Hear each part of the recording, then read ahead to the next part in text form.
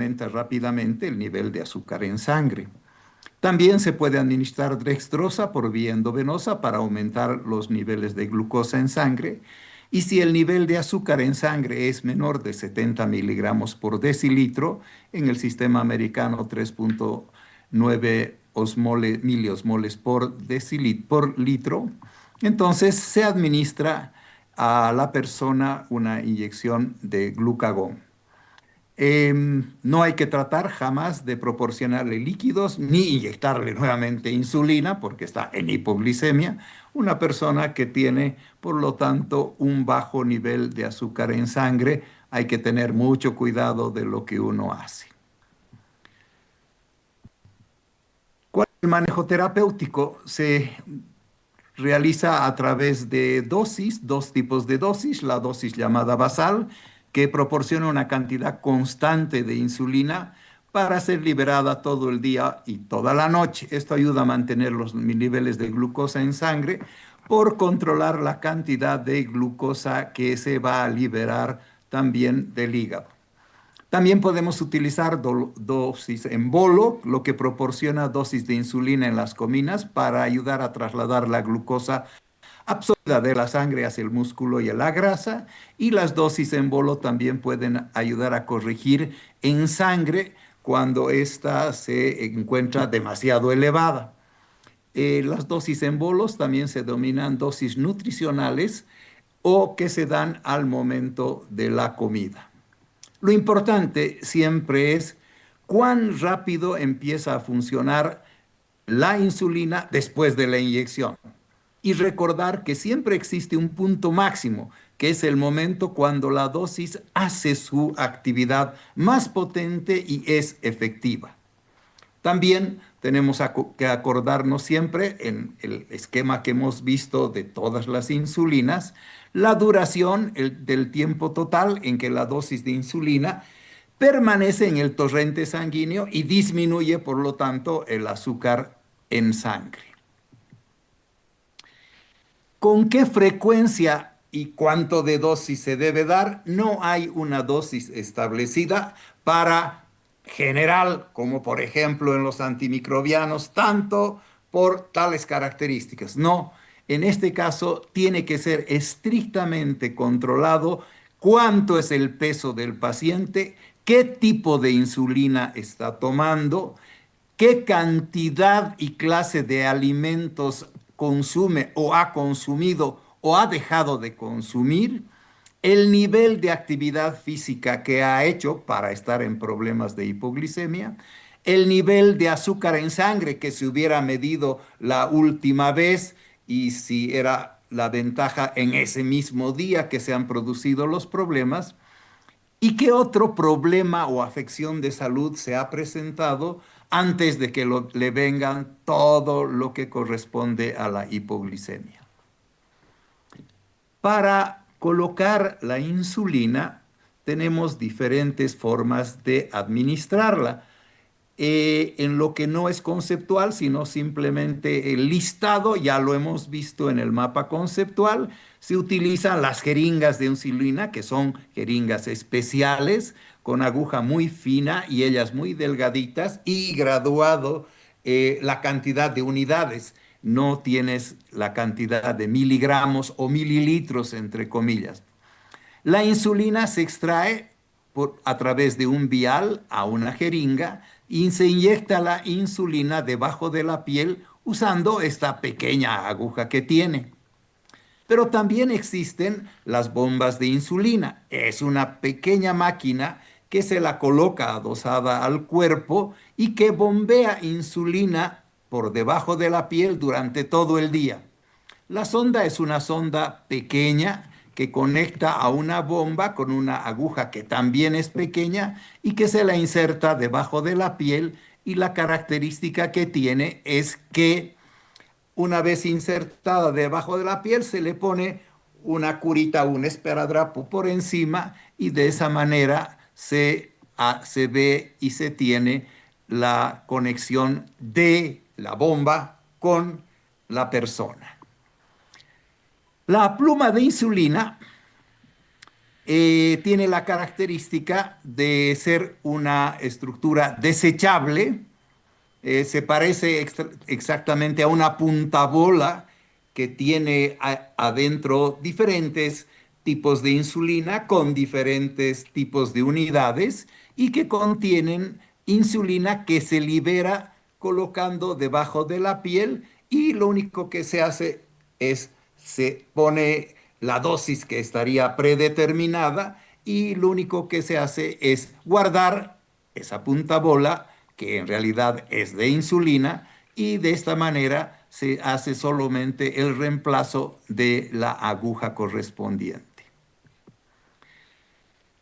Las formas para administrar insulina, también existen otras formas que las que hemos visto, que obviamente son esas que hemos visto, es para la administración por vía inyectable, mientras que también tenemos la administración por inhalador, que es un pequeño dispositivo como los inhaladores para por ejemplo, el manejo del asma, y estos contienen polvo de insulina y se lo coloca en la boca, y generalmente se lo administra momento antes del inicio de las comidas. También tenemos los llamados puertos de insulina. ¿Qué es un puerto de insulina? Se inserta una sonda que es corta en el tejido debajo de la piel, y el puerto contiene una sonda que se adhiere a la piel usando cinta adhesiva, y se inyecta la insulina de acción rápida en general, y la sonda se utiliza una jeringa o una pluma. O sea, ya existe el lugar predeterminado que va a durar generalmente, en vez de estar cada día, 5 veces al día, inyectando la insulina. En este caso, lo que nos sirve es que utilizamos el mismo sitio de inyección, y este dura generalmente 3 días antes de que nosotros rotemos a otro sitio para colocar la inyección, que obviamente es a través del tejido celular subcutáneo.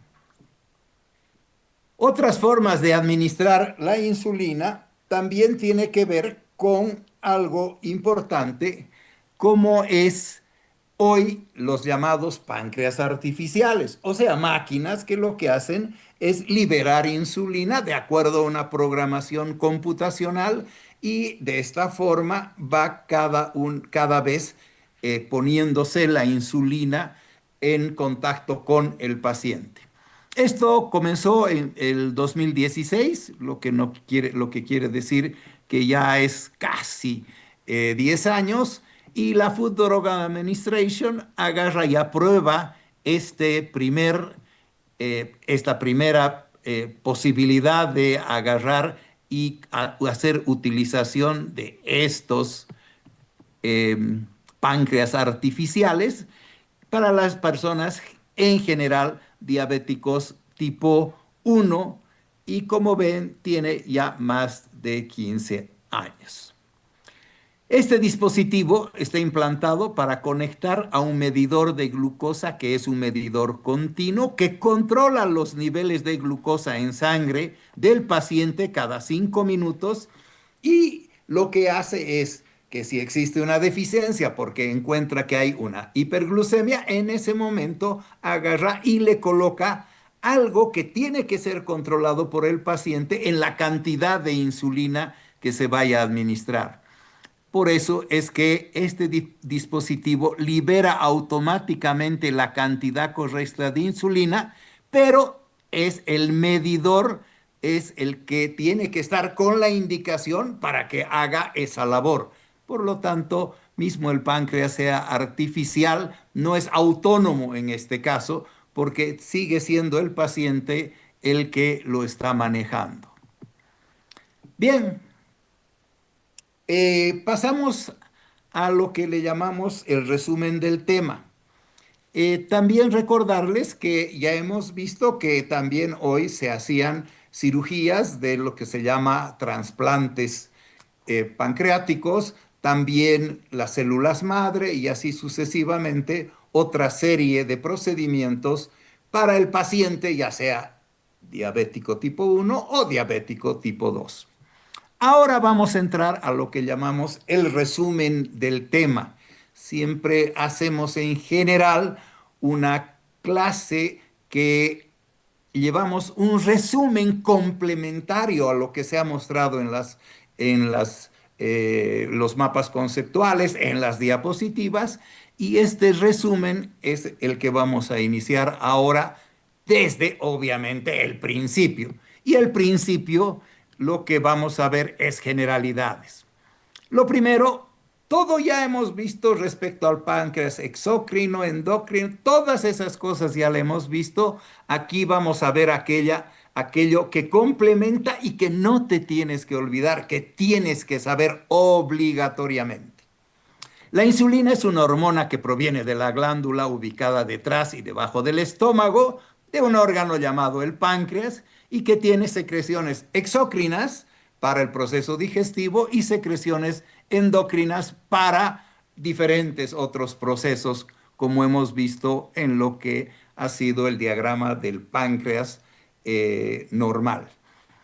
El páncreas produce insulina como producto de secreción endocrina en las células beta de los llamados islotes de Langerhans, y es una hormona que el cuerpo usa para permitir que el azúcar, conocida más como glucosa, ingrese a las células de los diferentes tejidos, como tenemos principalmente el hígado, la parte muscular, desde vascular muscular hasta nuestra musculatura, y también a nivel de los adipocitos, de las células adiposas, y lo que hacen es producirle la energía suficiente para que puedan trabajar, hacer sus funciones. En el hígado, las funciones hepáticas; en el músculo, las funciones de contracción, relajación; y en el tejido adiposo, el hecho de reproducirse estas células y ellas captar mayor cantidad de sustancia grasosa o también llamada lipídica. Por su lado, la insulina, luego del ingreso de la glucosa a la célula beta, gracias al transportador GLUT2, inicia la producción de ATP.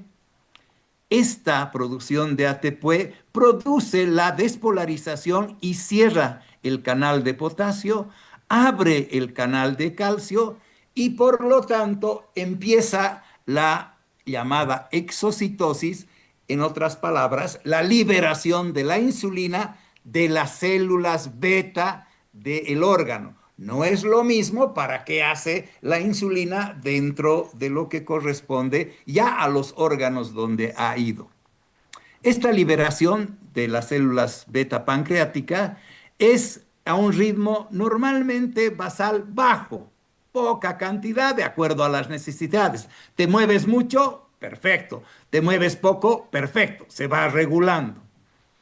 Pero si existe ingreso de glucosa a través de cualquier lugar, pero obviamente el primer ingreso es a través de nuestro tubo digestivo, esta glucosa desencadena la mayor excreción de la insulina por parte de las células del páncreas.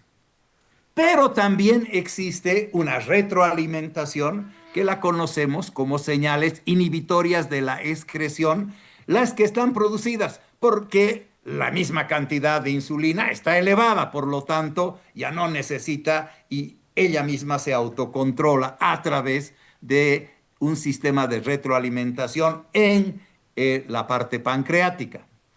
También el polipéptido amiloide, como lo habíamos visto, la somatostatina y también la leptina producen una actividad adrenérgica alfa, y esta actividad adrenérgica también controla el caso de la liberación de la insulina.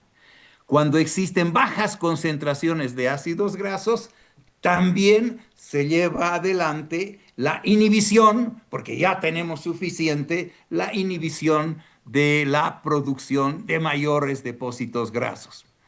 Y por último, lamentablemente, la elevación crónica por diferentes circunstancias, sobre todo en los pacientes con diabetes de tipo 1, pero también en los pacientes de diabetes de tipo 2, la elevación crónica sostenida de la glucosa inhibe la producción de insulina o la exocitosis de la insulina a través de las células beta de los islotes de Langerhans del páncreas. Por su lado, la glucosa. ¿Qué es la glucosa? Siempre funcionan juntas. Glucosa e insulina son una unidad de trabajo. Es la glucosa un hidrato de carbono clasificado como simple, también existen compuestos, que es la principal fuente de energía para todas las células de nuestro organismo y generalmente al que más le ayuda es a los músculos, pero también hay otros tejidos, como por ejemplo los cerebrales, como por ejemplo los hepáticos y así sucesivamente. Esta glucosa proviene siempre de dos fuentes. El primero, el primer elemento de producción es obviamente los alimentos. Ingerimos glucosa, azúcar. Y también es el hígado. El hígado agarra y va recibiendo la glucosa y va almacenándola en forma de glucógeno. Esta se absorbe en el intestino delgado, pasa al torrente sanguíneo, de donde es distribuido y luego pasa al espacio extracelular de nuestro organismo e ingresa a cada una de las células que la utilizan con la ayuda de la insulina. Y esto se hace, esta ayuda de la insulina, gracias a los transportadores GLUT4 que producen todo un sistema especial de translocación. La glucosa en el hígado se almacena en forma de glucógeno para luego, por la llamada glucogenólisis, volver a convertirse en glucosa de acuerdo a las necesidades de nuestro cuerpo.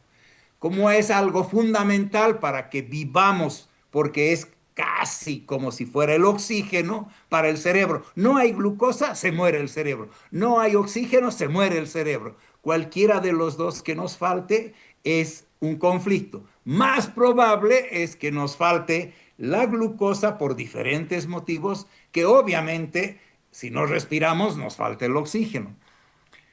Por ese motivo es que cuando los niveles de glucosa están más bajos,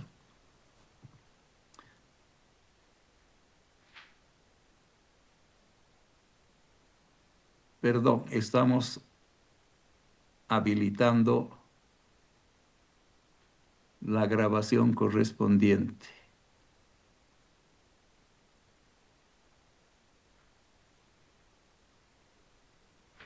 Voy a volver a salir porque ya ayer me quedé sin la grabación y no quiero que me vuelva a suceder. Recording in progress.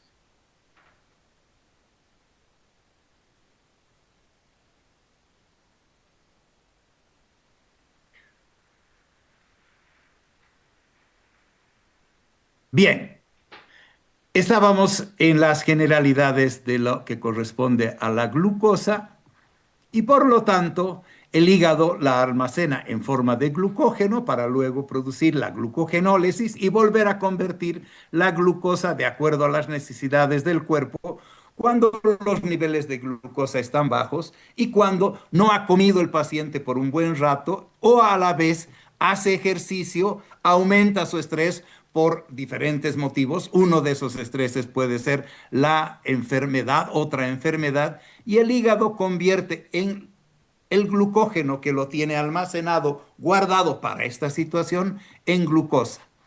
Esto lo que hace es mantener constantemente los niveles de glucosa dentro de lo que es la parte normal entre 100 miligramos por decilitro hacia abajo.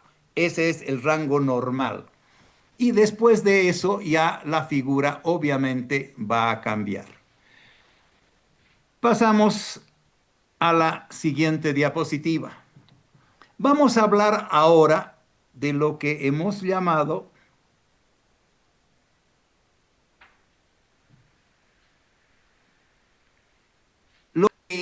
es las generalidades de cómo hacer el diagnóstico del tema correspondiente a la insulina. Pero en este caso, referido ya a la enfermedad como diabetes mellitus tipo 1. Para hacer el diagnóstico de la diabetes, por lo general, la Asociación Americana dice, por general, perdón, voy a tratar de volver a lo anterior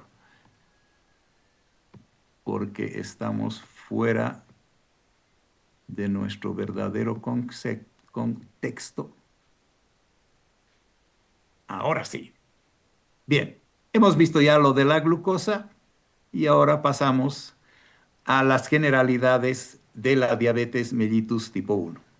Entre las pruebas de diagnóstico incluyen varias pruebas de diagnóstico para llegar a saber si tienes diabetes mellitus tipo 1 o diabetes mellitus tipo 2, cosa muy importante, o si eres prediabético, como hemos visto en los mapas conceptuales. Entre las pruebas de diagnóstico se incluyen las siguientes. La primera prueba es la prueba llamada de la hemoglobina glucosilada, que se la conoce con la sigla de A1C. Este análisis, que se lo realiza en la sangre, muestra el nivel promedio de glucosa los últimos 2 a 3 meses que ha pasado de tiempo y mide la cantidad de glucosa sanguínea que está unida a la proteína que transporta el oxígeno en los glóbulos rojos y que todos sabemos que se llama hemoglobina. Por eso es hemoglobina glucosilada.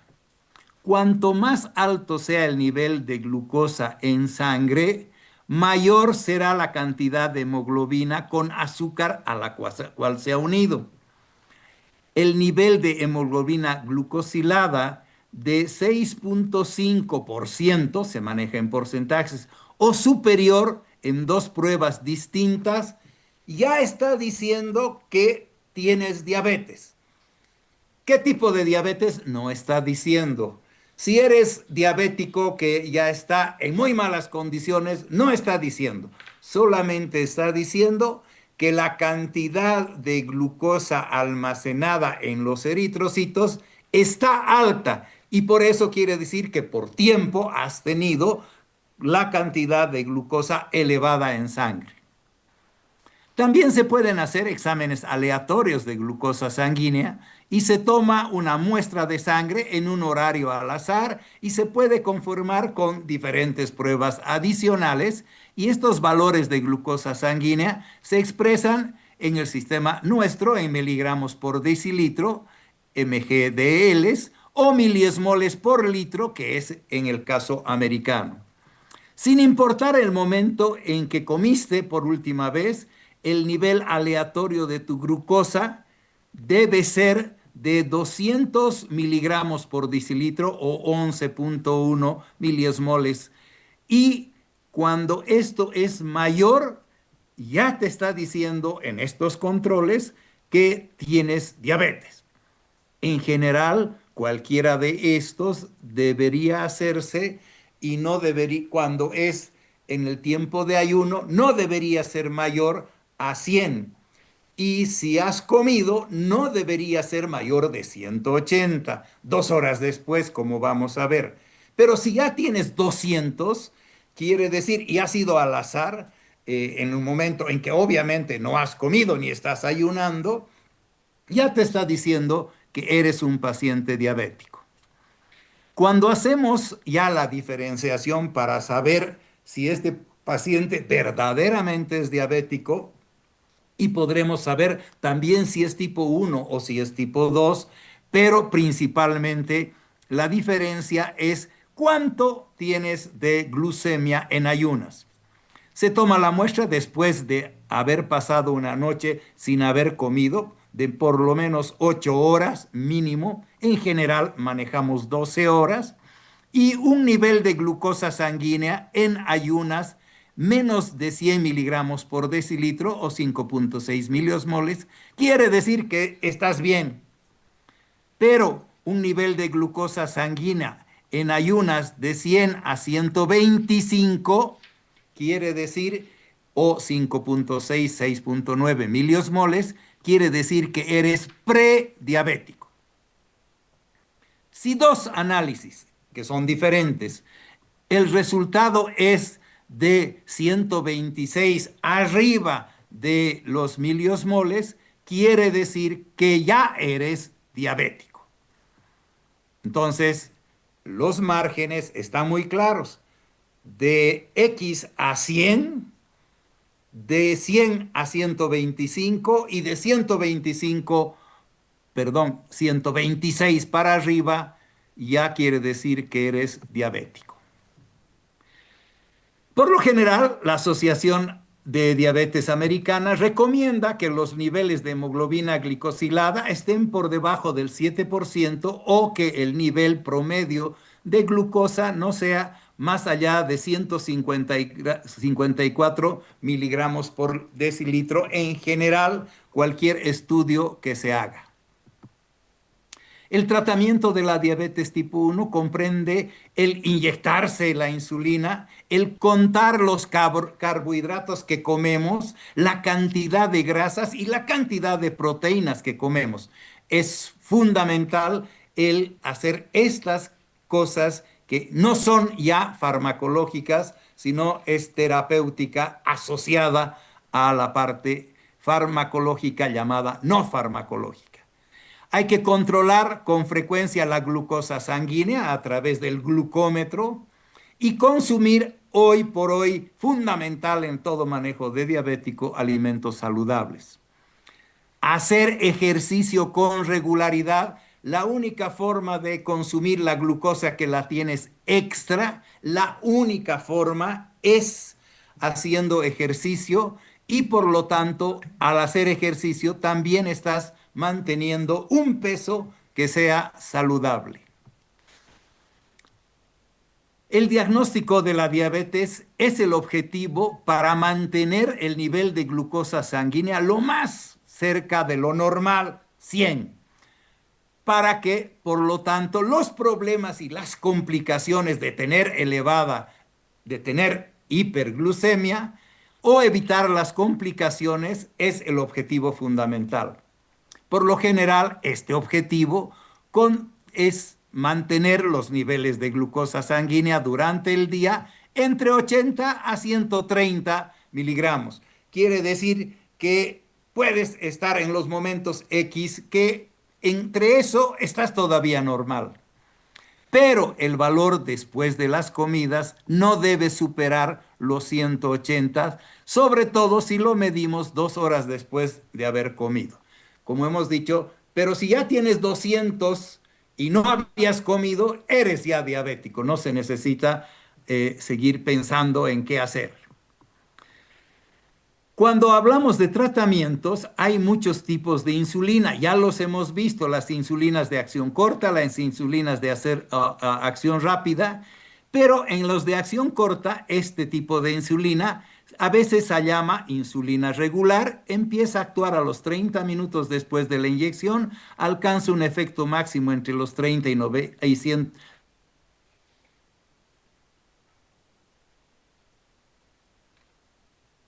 aproximadamente 4 a 6 horas, por eso se llama insulina de acción corta.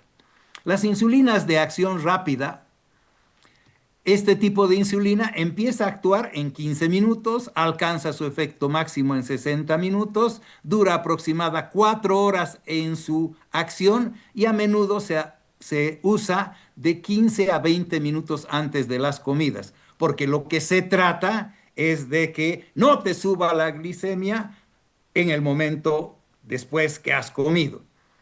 De estos ya hemos visto la glulicina, la lispro y la asparto. También hemos visto las insulinas llamadas insulinas de acción intermedia. Este tipo de insulina, a la que también se llama insulina isófana humana o isofántica en nuestro castellano, en nuestro argot médico, insulina isofántica humana, empieza a actuar entre 1 a 3 horas después de haber sido inyectada, alcanza su efecto máximo de las 6 a las 8 horas después de haber sido administrada y dura entre 12 a 24 horas, todo un día. Todo el resto de la información les hemos dado en los mapas conceptuales. La insulina de acción prolongada o también hoy llamadas insulinas otras ultra prolongadas, es posible que este tipo de insulina produzcan una cobertura en total de 14 a 40 horas y estos son lo que hemos visto ayer, las glarginas, el Demetir y el Degludec. Se ha comprobado que hoy las combinaciones de 3 o más inyecciones de insulina al día mejora al final el nivel de la glucosa sanguínea y por lo tanto disminuye las complicaciones.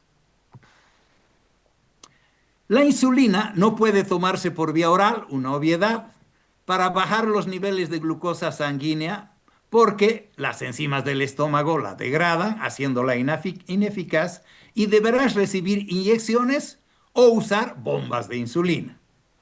Las inyecciones se pueden usar con la aguja fina que hemos dicho, la jeringa o las plumas de insulina inyectadas con el medicamento debajo de la piel, generalmente tejido celular subcutáneo, y las plumas de insulina son parecidas, como hemos dicho, a bolígrafos y están disponibles en diferentes versiones. Algunas son desechables y otras pueden ser recargables. Si eliges las inyecciones, probablemente necesitas la mezcla de varios tipos de insulina durante el día y sobre todo los problemas de la noche. Bien, la bomba de insulina se trata de un pequeño dispositivo que este dispositivo se lleva en el exterior del cuerpo y que se programa para administrar cantidades específicas de insulina a lo largo del día y cuando comes, porque esa es la parte importante. El tubo conecta al reservorio de insulina con una sonda que se inserta debajo de la piel. Generalmente se utiliza el abdomen. También hay opciones de bombas sin tubo que consisten en usar cartuchos de insulina y adheridos al cuerpo y que combinan esta pequeña sonda que es, ya hemos dicho, insertada debajo de la piel. Eh, Según el tipo de tratamiento con insulina que uno elige o que uno necesita, tendrás que medir y registrar el nivel de glucosa en sangre por lo menos 4 veces al día. Eso quiere decir que para saber cuánto tienes de glucosa 4 veces al día, tendrías que estarte pinchando mínimo 4 veces al día. Incluso si te administras insulina y comes en un horario estricto, el nivel de glucosa en sangre puede cambiar y por lo tanto tienes que aprender cuál es o cómo es tu nivel de glucosa en sangre y cómo cambia en respuesta a las comidas, a la actividad, a las enfermedades, a los medicamentos que utilizas, al estrés, a los cambios hormonales y también mucho tiene que ver el que tomes o no tomes alcohol. Cuando realizamos la medición continua de la glucosa, se lo realiza a través de medir cuánto tienes de glucosa en tu sangre y puede resultar muy útil prevenir niveles bajos de glucosa y se ha demostrado también que cuando haces medidas continuas de la glucosa, quiere decir todos los días 4 veces al día, entonces, los dispositivos te muestran que te ayuda a manejar la hemoglobina glicosilada y esta en generalmente disminuye. Los medidores continuos de glucosa se conectan al cuerpo mediante una aguja delgadísima que se ubica debajo de la piel y estos se comprueban los niveles de glucosa en sangre cada pocos minutos. En general, cada 5 minutos te está diciendo cuánto tienes de glucosa. Increíblemente, los cambios son bastante grandes. También existen los llamados circuitos cerrados. Un circuito cerrado es un dispositivo que se implanta. Les recuerdo que estamos a 1 minuto de que se nos acabe nuestra cantidad de minutos que nos da el Zoom y después de eso se acaba, no salimos y volvemos otra vez a entrar. En el circuito cerrado se implanta en el cuerpo, se conecta un medidor de glucosa continuo a una bomba de insulina. El medidor comprueba regularmente cuánto tienes de glucosa en sangre y el dispositivo libera automáticamente la cantidad correcta de insulina cuando el medidor indica que es lo que se necesita. Sin embargo, todavía no existe un circuito cerrado que no necesite la intervención de uno, porque uno es el que sabe. Pero actualmente hay sistemas que ya sí se están acomodando en mucho a nuestras características en el uso en los ensayos clínicos con buenos resultados. Por lo tanto, vamos a quedar aquí. Estamos a segundos de que se termine y vamos a volver a ingresar dicho, vamos a hablar también de los otros tipos modernos. Sin embargo, no siempre podemos decir que estos tipos, de hecho, en este país jamás se han hecho ningún trasplante de páncreas, todavía, entre comillas, pero en el mundo sí se hacen, pero tampoco los resultados son muy halagadores, pero cada vez van siendo mejores en el paso del tiempo. Entonces, vamos a ir viendo lo que corresponde a los posibles tratamientos futuros. El primer tratamiento futuro que se puede hacer es el trasplante de páncreas. Con un trasplante de páncreas exitoso, ya no se necesitaría la insulina. Sin embargo, lamentablemente, los trasplantes de páncreas, que en general vienen asociados, generalmente es más fácil que a un paciente le hagan trasplante de páncreas cuando en la misma oportunidad le tienen que hacer trasplante de riñón más todavía, porque en general los problemas vienen juntos. Y los trasplantes de páncreas no son necesariamente exitosos y también el procedimiento implica grandes riesgos. Imagínense si hay que hacer trasplante de páncreas y de riñón más todavía, lo cual es peor. Por si acaso decimos riñón, no riñones, porque solo se trasplanta un riñón. Como estos riesgos pueden ser peligrosos, más peligrosos que la propia diabetes, los trasplantes de páncreas se reservan para los casos muy difíciles o para las personas que también necesitan un trasplante de riñón. Hoy esa es más o menos una regla. También se pueden hacer los llamados trasplantes de los islotes pancreáticos. Los investigadores están experimentando con el trasplante de islotes pancreáticos y con este procedimiento se proporcionan nuevas células productoras de insulina de un páncreas donante y a pesar de que este procedimiento experimental ha presentado todavía problemas y existen hoy nuevas técnicas y también existen mejores medicamentos para prevenir el rechazo de la colocación de los islotes del trasplante, por eso le llamamos pancreáticos, y esto podría mejorar las posibilidades de que en el futuro cercano se convierta en un procedimiento exitoso. No nos olvidemos que la diabetes es una de las enfermedades más importantes, más diseminadas a nivel del mundo, cuyos costos son enormes tanto para las personas como para las instituciones. Bien, ahora vamos a ir viendo qué complicaciones en el tratamiento vamos a tener y vamos a ver con mayor profundidad y con otra filosofía el qué debes hacer como médico cuando tienes el primer problema, el más frecuente de los problemas a nivel de la diabetes, y es la hipoglucemia.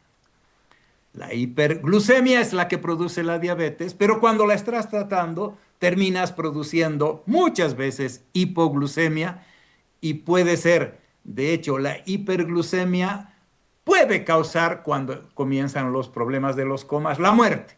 Pero la hipoglucemia no tratada inmediato produce la muerte. La hipoglicemia diabética ocurre cuando una persona con diabetes no tiene suficiente cantidad de azúcar, glucosa en sangre. Por lo tanto, es bueno preguntarle al que te da la atención médica qué valor considera bajo para la glucosa sanguínea en tu caso. Hay pacientes que les dicen, con 120 que esté tu glucosa está bastante bien, o con 150 o con 160. Pero si la vas a bajar por debajo de 100 o vas a bajar por debajo de 120, ya vas a tener hipoglicemia y te puedes morir. Por lo tanto, cada paciente tiene un nivel de hipoglicemia diferente. Y por lo tanto, estos niveles de glucosa sanguínea pueden disminuir por muchísimas razones. Entre esos, que no has comido porque has tenido que ir a dar examen de farmacología y ahora que controlamos todo, pues tardas mucho más tiempo. Comer menos carbohidratos. Te han dicho que bueno, es mejor comer carnes y demás. No comes nada de carbohidratos, lo dejas el pancito y comes todo lo que es carnes y grasas y obviamente no vas a tener glucosa. Y también el hacer más actividad física de lo que normalmente haces, te van a asaltar y sales corriendo y corres 3 cuadras, a la tercera cuadra ya estás en hipoglicemia. O el último, lo más normal, el inyectarse demasiada cantidad de insulina para la situación en la cual estás. Debes informarte sobre los síntomas que se tienen en la hipoglicemia y evaluar tu nivel de glucosa sanguínea si consideras que está bajo. Si tienes dudas, siempre evalúa, busca la forma de evaluar rápidamente el nivel de glucosa sanguínea. Rápidamente. Bien, aparte de esto, ¿cuáles son los síntomas iniciales bajo el cual yo sé que tengo una glucosa disminuida, una hipoglucemia, y por lo tanto, si me pongo pálido, me pongo tembloroso, estoy mareado, aturdido, empiezo a sudar, tengo hambre y náuseas, mi corazón late acelerado e irregular, me es difícil concentrarme, la sensación de debilidad y la falta de energía y fatiga empiezan a ser parte de uno mismo, la irritabilidad o la ansiedad se hace presente, el dolor de cabeza como algo importante y cuando empiezas a tener hormigueo, entumecimiento en los labios, la lengua y las mejillas, está cerca a terminar en inconsciencia. Perdón.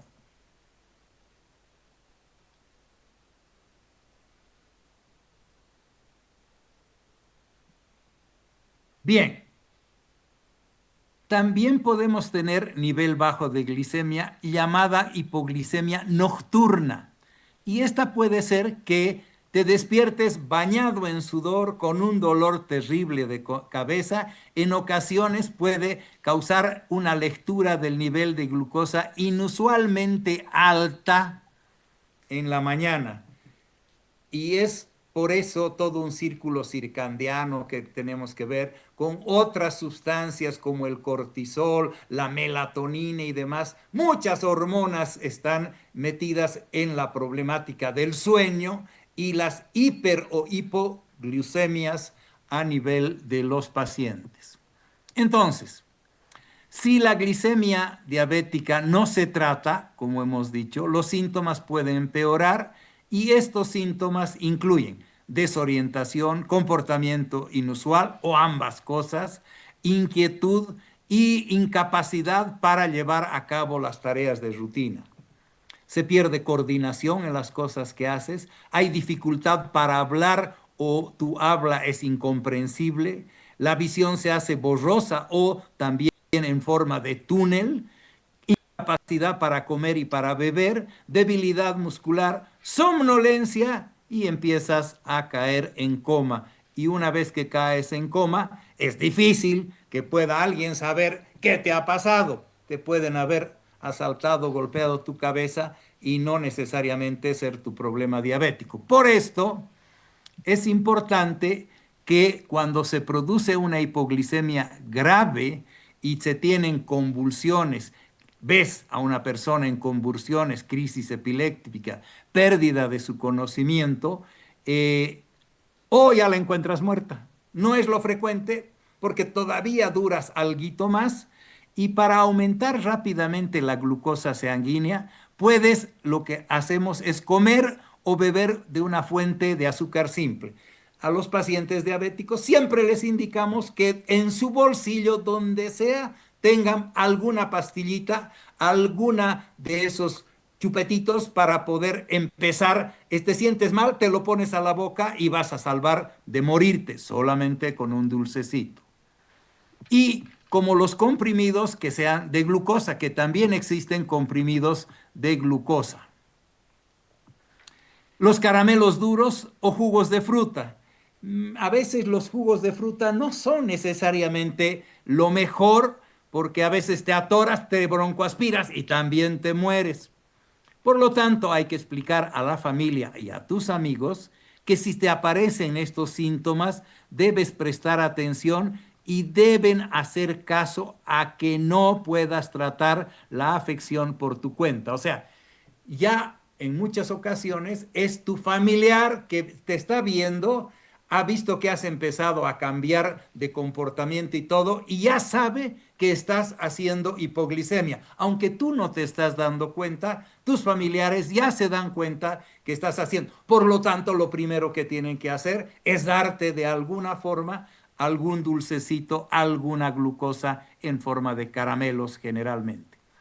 Si no dispones de un glucómetro y mismo si dispones y estás en hipoglicemia, no necesariamente los glucómetros dicen la verdad respecto y de hecho eso es lo que dicen sus prospectos.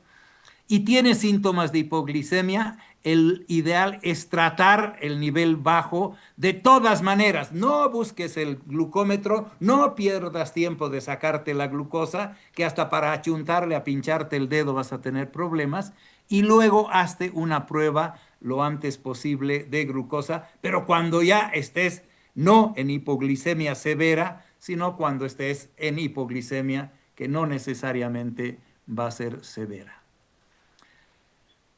Bien, los síntomas ah, hay que, para que la gente sea la que te cuide también, no solo tú, porque puedes perder el sentido, siempre hay que informar a las personas de confianza sobre los problemas de la hipoglicemia y en otras personas que saben ya los síntomas deben prestar atención y quizás sean ellos los que te alertan de cuando aparecen los síntomas y tú no te estás dando cuenta. Es importante que los miembros de tu familia y amistades cercanas sepan dónde guardas el glucagón. Todo paciente diabético tiene que tener a mano glucagón para el tratamiento, en este caso ya inyectable del glucagón, ya hemos dicho en forma de bolo y de cómo administrarlo. Deben tener el glucagón y deben saber ellos cómo administrarlo porque es posible que tú puedas, pero a veces ya llegamos tarde. De manera que una situación que podría ser grave pueda manejarse de manera segura y con mayor facilidad. Todos sabemos que el glucagón, lo hemos visto, es una hormona que estimula la liberación de la glucosa, del azúcar a nivel de la sangre. Entre sus complicaciones es importante la información de emergencia que puedes darle a otras personas. Si estás con alguien que no responde y que ha perdido el conocimiento, estaba hablando contigo y se desaparece su conocimiento, y obvio no puede tragar debido a su bajo nivel de glucosa sanguínea, nunca hagas, no le inyectes insulina, ya que esto lo hará peor todavía los niveles de glucosa sanguínea. La insulina alta no te mata, la insulina baja sí te mata. Por lo tanto, perdón, la glucosa alta no te mata, la glucosa baja sí te mata. Y la insulina lo único que hace es bajar la glucosa de cualquier manera. No le des líquidos ni alimentos porque podría broncoaspirarse o atragantarse. Administrale el glucagón en inyección o mediante el atomizador nasal. Es lo que hoy día se utiliza la llamada insulina por forma de atomizador.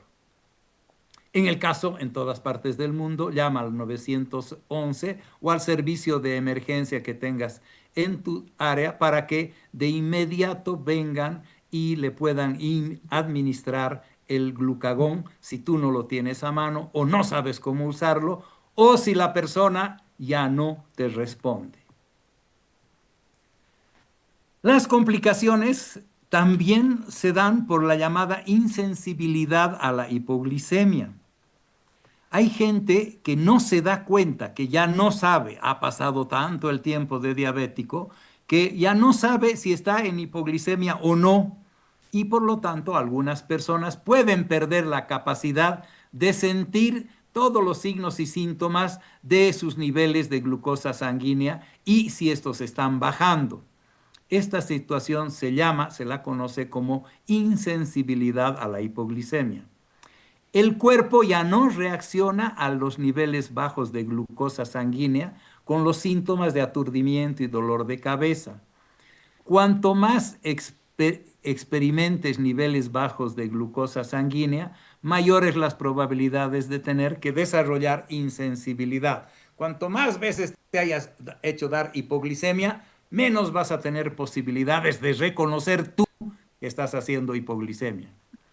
Si puedes evitar tener episodios de hipoglicemia por varias semanas, puedes comenzar a recuperar esta sensación de bajadas y subidas lamentablemente inminentes. Sobre todo hay que cuidar las bajadas.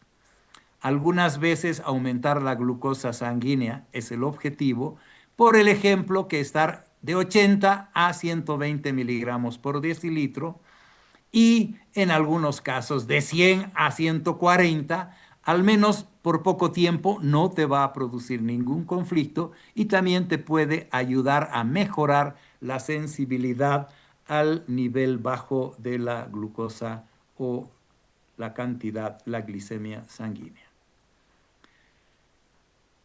Pero no solo se puede tener problemas con la glucosa que está baja, también se puede tener problemas con la glucosa alta y tú tienes que darte cuenta que estás con aumento de la glucosa. Por lo tanto, los niveles de glucosa sanguínea pueden aumentar por muchísimas razones. Comer demasiado, comer tipo de alimentos, hidratos de carbono en cantidades incorrectas, no recibir la suficiente cantidad de insulina o en general estar enfermo en general de problemas infecciosos. Por lo tanto, tienes que prestar atención a lo siguiente.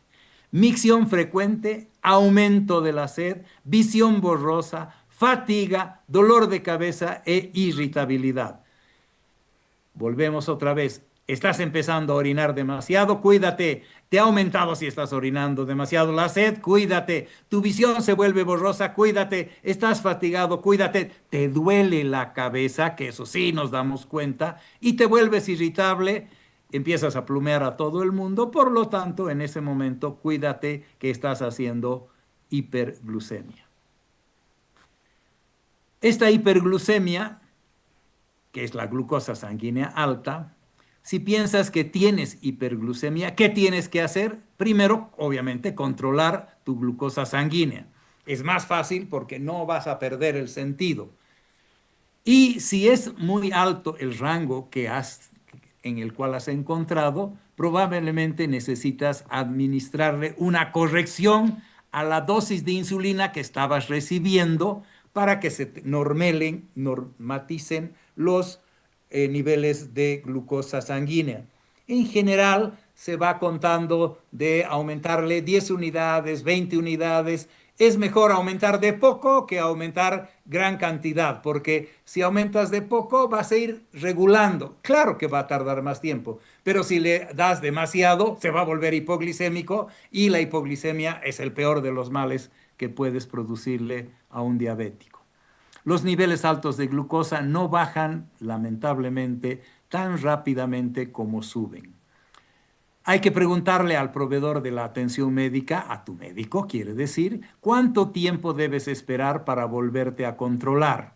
Porque, bien, estás con hiperglicemia y debes controlarte de nuevo. Si te vas a controlar a los 5 minutos, vas a seguir con hiperglicemia. A la media hora vas a seguir. En general, debemos esperar alrededor aproximado de 2 horas para tener una idea clara de cómo está bajando nuestra glicemia. Y si usas las bombas de insulina y las lecturas son al azar de la glucosa sanguínea alta, puede significar que tienes que cambiar en el caso de las bombas de insulina, del lugar, el inyectable que estabas colocando debajo de la piel, la agujita, la debes cambiar de lugar porque en el lugar que se va produciendo, lo hemos dicho, se van atrofiando las células y demás y pueden hacer que esto sea perjudicial para la buena lectura de la glucosa en sangre y la acción de la insulina que viene a través de las bombas.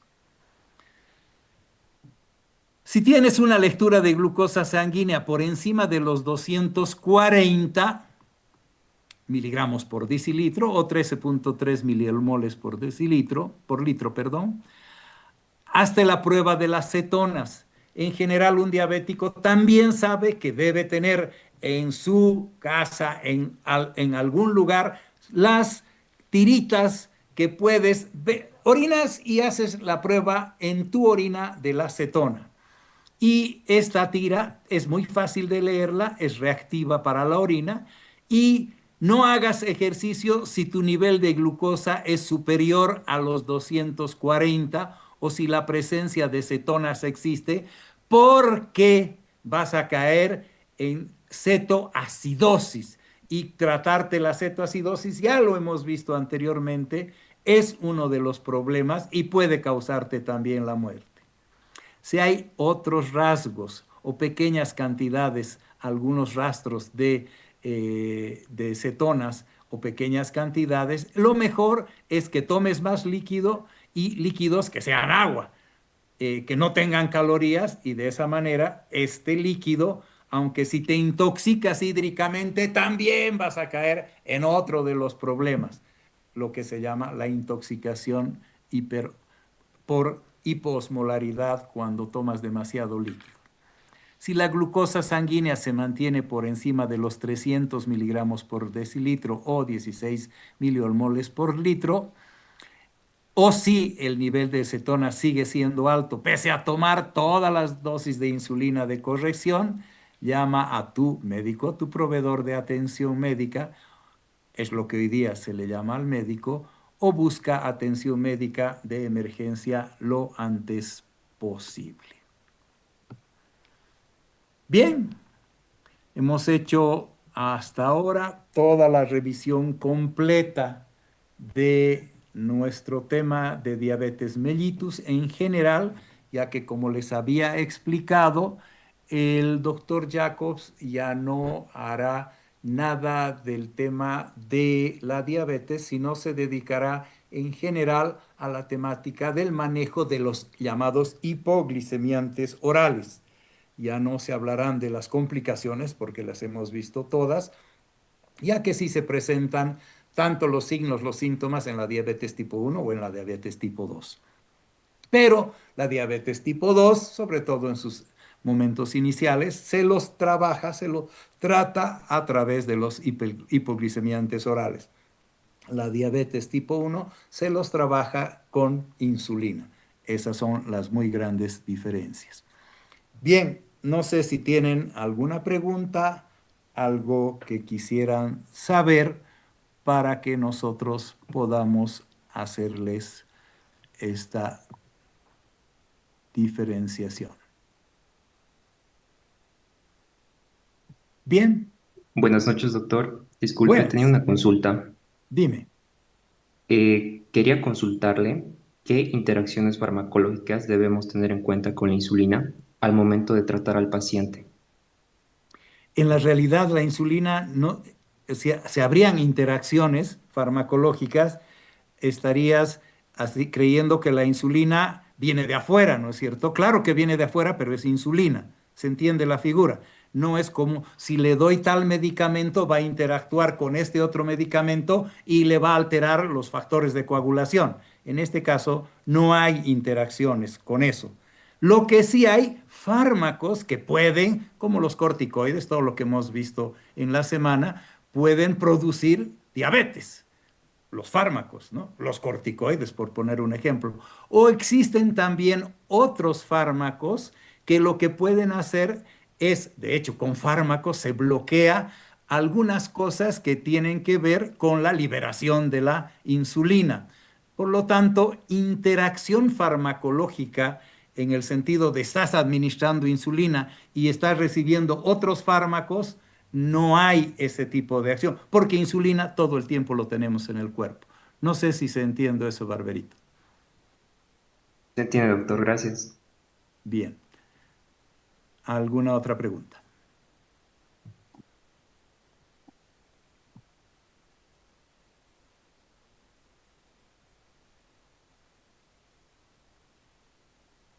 Como siempre decimos, para variar no hay preguntas. Bien, lo que vamos a expresarles, que es la parte quizás más importante, es que este tema de diabetes lo hemos complementado, verán, por todos lados. Estamos en la idea, un grupo de docentes que estamos haciendo, ya van a enterarse los cambios curriculares y demás, en realizar el seminario facultativo sobre el manejo de la diabetes, ya que se ha convertido en una de las enfermedades más conflictivas a nivel mundial y es importante escuchar las voces de diferentes niveles. En el caso de nosotros, los que hacemos farmacología, los que hacen endocrinología, los diabetólogos que hacen la parte de la endocrinología de la diabetes, los fisiólogos que también tienen que ver con todas las sustancias producidas por el páncreas y así sucesivamente. Y haremos todo un seminario muy especial sobre el tema de diabetes y deberían ser seminarios sobre varias cosas. Se ve por necesario cambiar un poco la forma del aprendizaje con nada más que clases a las que asisten demasiados pocos o con prácticas en las cuales se repite todo lo que se repite en la teoría, pero en general no se dicen ni se hacen cosas que sean de alto provecho para los estudiantes. Verán que para el próximo año también ya tenemos planificado el hecho de que vamos a terminar todo lo correspondiente a un cambio curricular completo de la Facultad de Medicina. Se van a dar cuenta de varias cosas importantes y se supone que al ser el docente más viejo, dicen algunos, yo digo que cuídense, antiguo y viejo no es lo mismo, tu calzón ya está viejo si desde ayer lo has utilizado. Entonces, lo que nosotros decimos es que vamos a tratar de hacer los cambios y volver a la época de oro de la Facultad de Medicina, cuando estuvimos a cargo de todas las cosas que pasaban en la Facultad de Medicina y en la Universidad Mayor de San Simón, en planificación, academia, DUDEA, posgrado y todo aquello que nos tocó desempeñar en nuestra vida universitaria en estos 53 años de actividad universitaria. Entonces, esperamos que les haya servido todo esto nuevo, que hay mucho de nuevo que se les ha mostrado, y por lo tanto esperamos que esto les sirva a todos ustedes. Muy buenas noches, que tengan un sueño reparador y también ya estamos planificando los terceros parciales y los exámenes finales. A la vez estamos planificando, ya van a salir oficialmente las notas del primer parcial y segundo parcial en uno solo, que ya las vamos a subir seguramente a partir de la siguiente semana, las vamos a empezar a subir a la página web. Ya las notas definitivas, porque ya todos los procedimientos se han realizado como corresponde. Buenas noches y hasta luego.